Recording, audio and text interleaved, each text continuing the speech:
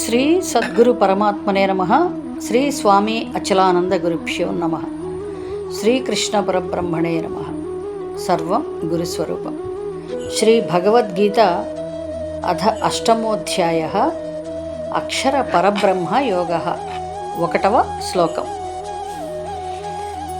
అర్జున ఉవాచ కిం తత్ బ్రహ్మ కిం అధ్యాత్మం కిం కర్మ పురుషోత్తమ అధిభూతంచ కిం ప్రోక్తం అధిదైవం కిం ఉచ్యతే.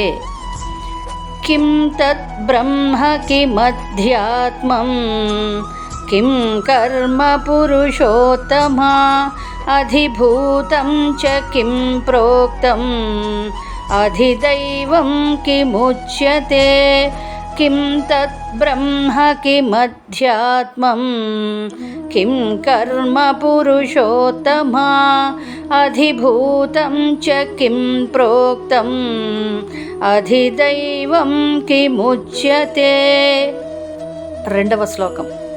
అధి యజ్ఞః కథం కః అత్ర దేహేస్మిన్ మధుసూదన ప్రయాణకాలే చ కథం జ్ఞేయః అసి నియతాత్మభిః.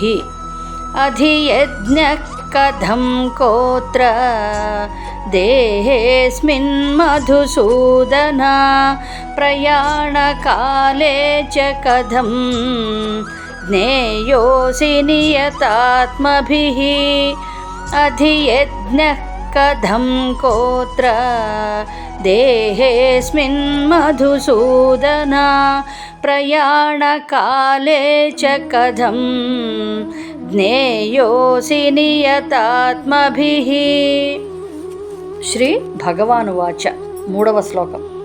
అక్షరం బ్రహ్మ పరమం స్వభావః అధ్యాత్మం ఉచ్యతే. భూతభావోద్భవకరః విసర్గః కర్మ సన్నితః. అక్షరం బ్రహ్మ పరమం స్వభావోధ్యాత్మముచ్యతే.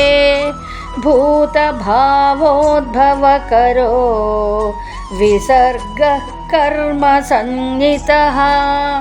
అక్షరం బ్రహ్మ పరమం స్వభావోధ్యాత్మముచ్యతే. భూతభావోద్భవకరో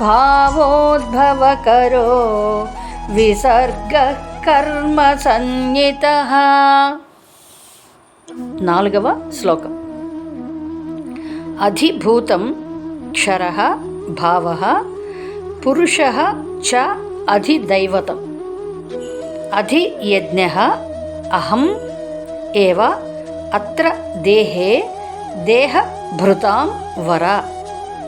అధిభూతం క్షరో భావః పురుషశ్చాధిదైవతం.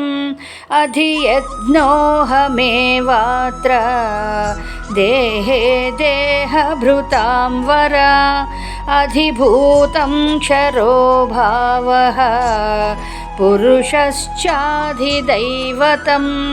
అధియజ్ఞోహమేవాత్ర దేహే దేహభృతాం వర. ఓం తత్సత్. జై గురుదేవ్.